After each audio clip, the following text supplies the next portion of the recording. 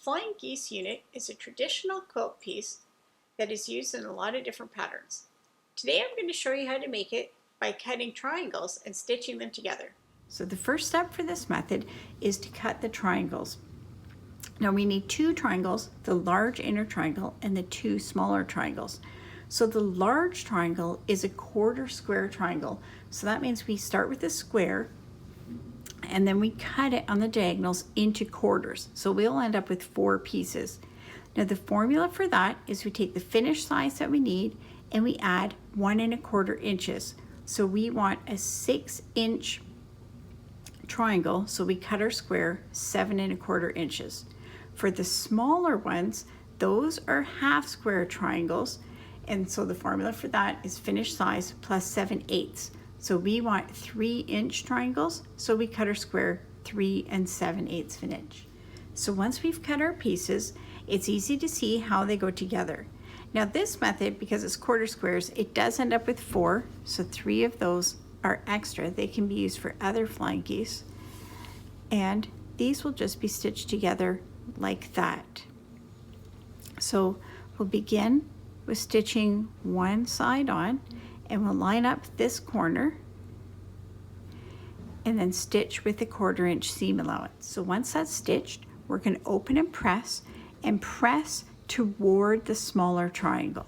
Now that that's pressed, we're going to add on our second triangle.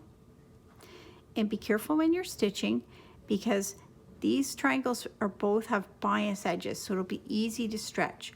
When you're stitching and when you're pressing, just treat them carefully. So now that that piece is stitched on, we can open and again press toward the smaller triangle. Now that that's done, we can see it's 3 1/2 inches by 6 1/2 inches. We can trim our dog ears with scissors or with rotary cutter. Some people like to make their pieces a little bit bigger and then trim it down to be the perfect size. That is an excellent strategy to deal with the bias edges. It adds an extra step, but it does give you better accuracy in your finished product. So what's good about this method? It's intuitive.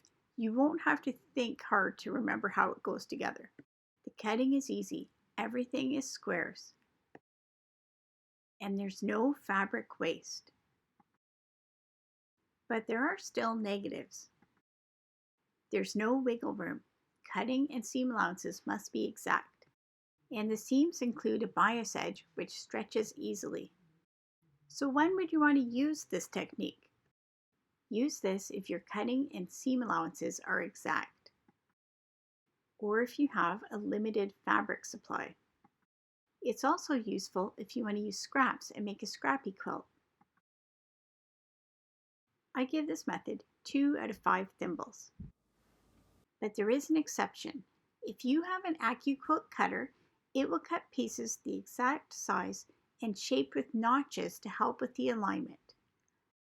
This will give you perfect flying geese in just the right size. In this case, I give it 4 out of 5 thimbles. For more tutorials, patterns, and inspiration, check out ebitastudio.com.